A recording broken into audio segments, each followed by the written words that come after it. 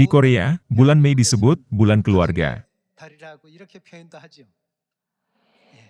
Saya tidak tahu bagaimana di negara lain, tetapi di Korea, 5 Mei adalah hari anak, 8 Mei adalah hari orang tua, 15 Mei adalah hari guru, 18 Mei adalah hari orang tua sorgawi, dan 21 Mei adalah hari pasangan menikah.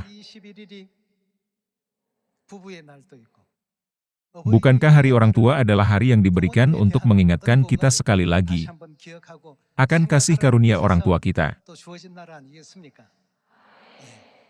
Sejauh yang saya tahu, hari anak ditetapkan dengan tujuan untuk menghargai anak-anak, memikirkan masa depan mereka. Kalau begitu, pada tanggal 18 Mei, hari orang tua sorgawi, kita tidak boleh lupa tetapi selalu mengingat kasih karunia dari orang tua sorgawi kita. Harapan orang tua sorgawi kita adalah, agar semua anak-anak mereka memperoleh kualifikasi sebagai imamat yang rajani di sorga. Itulah sebabnya mereka terkadang membiarkan kita menderita di bumi ini, dengan berbagai kesedihan, rasa sakit, penderitaan, dan kesusahan. Tuhan mengizinkan kita untuk mengalami berbagai jenis kesulitan, bertolak belakang dengan kebahagiaan dan kedamaian kekal, yang akan kita nikmati ketika kita memasuki kerajaan sorga. Ketika kita diberi pengalaman ini, kita tidak boleh lupa untuk mengucap syukur. Jika semuanya mudah dan berjalan seperti yang kita inginkan, kita tidak akan bisa menjamin masa depannya. Apa jadinya masa depan seorang anak yang dibesarkan tanpa pernah ditegur, bahkan ketika mereka melakukan kesalahan? Masa depan anak itu pasti akan salah. Saat mereka membangun karakternya, mereka pasti akan melakukan hal-hal yang negatif.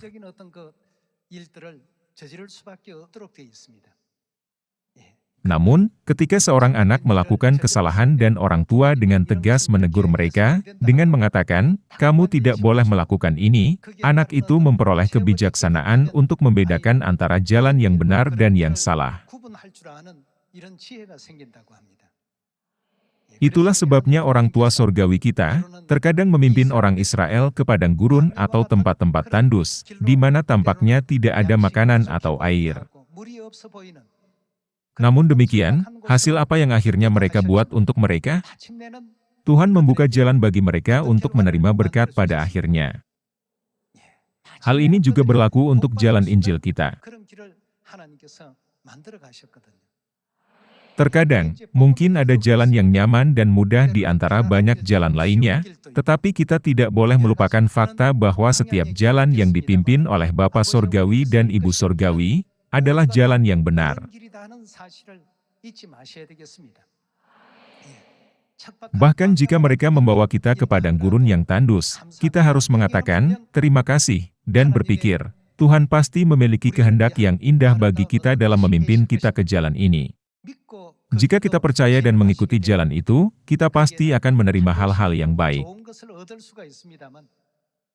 Namun, tanpa menyadari kehendak mereka yang mendalam, jika seseorang akhirnya berpikir, "Mengapa Tuhan memberikan cobaan yang begitu berat hanya kepada saya?" Atau, "Mengapa Tuhan hanya membiarkan keluarga saya menderita rasa sakit ini?" Masa depannya akan tidak menguntungkan. Dalam kitab 1 Korintus pasal 10, apa yang terjadi dengan mereka yang bersungut-sungut selama 40 tahun di padang gurun? Alasan mengapa perkataan ini ditulis adalah karena Tuhan ingin anak-anaknya menerima kualifikasi sebagai imamat rajani di sorga melalui proses seperti itu.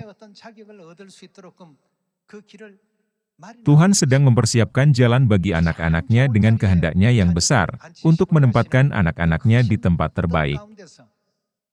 Meskipun kita mungkin tidak menyadarinya, masing-masing dari kita memiliki kelemahan yang perlu diperkuat. Setiap orang memiliki kelemahan, kekurangan, dan kerentanan. Tuhan sedang memperbaiki kelemahan kita, dan membuat kita lebih kuat dengan menempatkan kita di lingkungan seperti itu, sehingga pada akhirnya Dia dapat membawa kita ke kerajaan sorga yang kekal. Ini adalah hal-hal kecil yang terjadi di bawah kasih Tuhan yang besar. Jadi, kita tidak boleh memilih untuk berjalan hanya di jalan yang mudah, jalan yang nyaman, atau jalan yang kita inginkan. Terkadang, kita harus mengambil jalan yang tidak kita sukai, jika itu perlu untuk Injil. Sekalipun itu adalah sesuatu yang ingin kita hindari karena kita lelah, kita harus memimpin dalam melakukan apa yang diperlukan untuk Injil. Ada orang yang menganggap remeh firman Tuhan, akan tetapi ada orang yang menganggap serius firman Tuhan. Petrus menebarkan jala ke laut sepanjang malam, tetapi ia tidak bisa menangkap seekor ikan pun. Yesus bertanya kepada Petrus yang akan kembali sekitar fajar, "Apakah kamu menangkap banyak ikan?" Dia menjawab, "Telah sepanjang malam kami bekerja keras dan kami tidak menangkap apa-apa." Yesus berkata, "Bertolaklah ke tempat yang dalam dan tebarkanlah jalamu untuk menangkap ikan." Dikatakan sangat sulit untuk mengumpulkan dan mengatur jaring dan alat tangkap. Tubuhnya pasti sudah lelah sepanjang malam, tetapi Yesus menyuruhnya pergi ke laut lagi. Dari sudut pandang manusia, betapa merepotkannya hal itu? Sungguh melelahkan dan kerja keras. Petrus bisa saja berkata, "Ya Tuhan, bolehkah saya istirahat dulu dan melakukannya esok hari?" Namun, apa yang Petrus katakan? Dia tidak menganggap enteng perkataannya seperti menantu Lot, tetapi menganggapnya sangat serius. Apa yang dia katakan? "Tetapi karena engkau menyuruhnya, aku akan menebarkan jala juga." Apa yang terjadi setelah dia menebarkan jalanya? Dia menangkap begitu banyak ikan dan mengisi kedua perahu itu hingga hampir tenggelam. Pekerjaan yang begitu menakjubkan terjadi. Kita harus mengerti mengapa hal-hal ini dicatat dalam Alkitab. Menantu laki-laki Lot menganggap firman Tuhan sebagai lelucon, dan pada akhirnya, mereka dibakar sampai mati selama penghancuran Sodom dan Gomora. Namun, bagaimana dengan Petrus? Itu adalah sesuatu yang tidak dapat dia capai meskipun dia berusaha, tetapi ketika dia melakukannya menurut firman Tuhan, bukankah dia mencapai hasil yang baik? Kita tidak boleh menganggap semua ajaran yang diberikan dalam Alkitab sebagai catatan belaka, dengan mengatakan, ini adalah hasil dari apa yang dilakukan nenek moyang iman di masa lalu.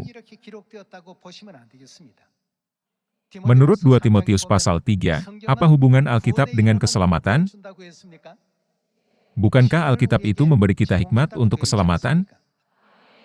Kita harus mengerti mengapa ada ajaran seperti itu di dalam Alkitab. Kita dapat mengatakan bahwa catatan-catatan itu sangat diperlukan bagi kita di zaman ini. Kita semua harus bangkit, waspada, dan dengan penuh semangat memberitakan Injil terakhir.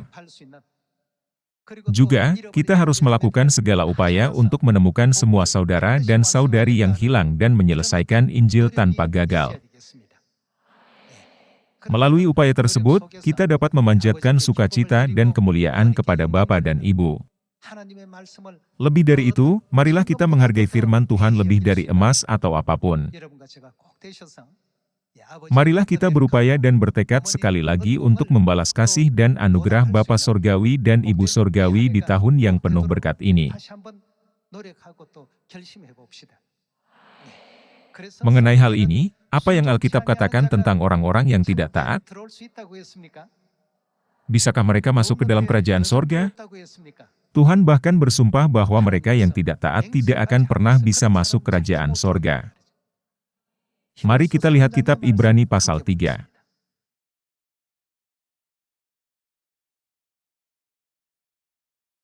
Ibrani pasal 3 ayat 14. Karena kita telah beroleh bagian di dalam Kristus, asal saja kita teguh berpegang sampai kepada akhirnya pada keyakinan iman kita yang semula. Tuhan berkata bahwa kita bahkan akan berbagi dalam kemuliaan sorga. Mari kita beralih ke ayat 16.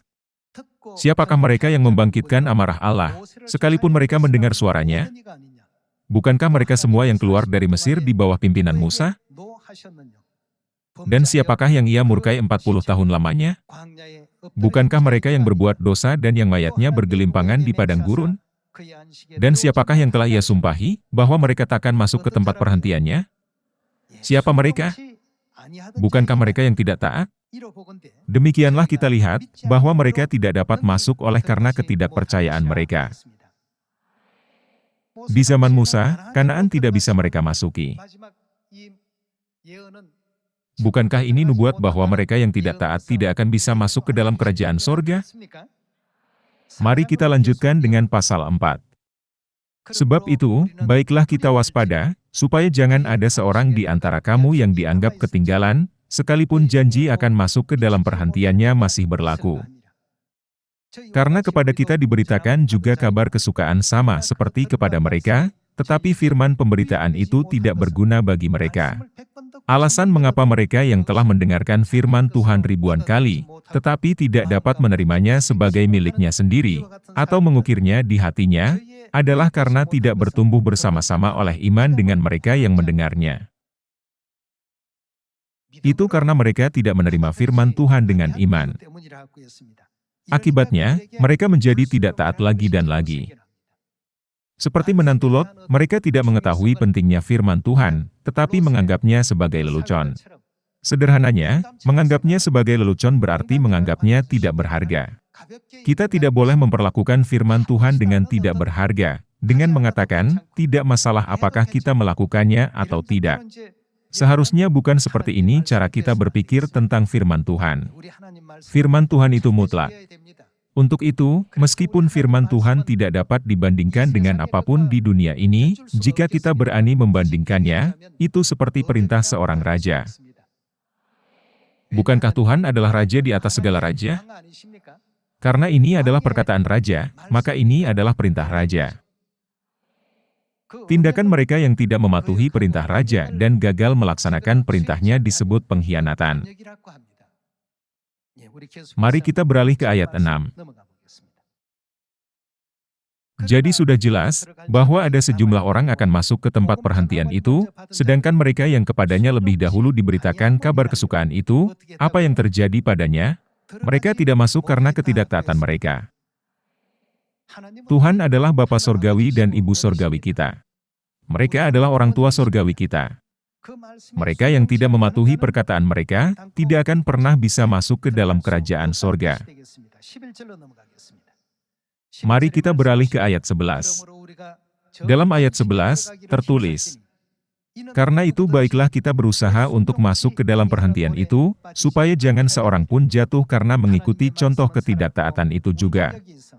Sebab firman Allah hidup dan kuat dan lebih tajam daripada pedang bermata dua manapun, ia menusuk amat dalam sampai memisahkan jiwa dan roh, sendi-sendi dan sumsum, ia sanggup membedakan pertimbangan dan pikiran hati kita.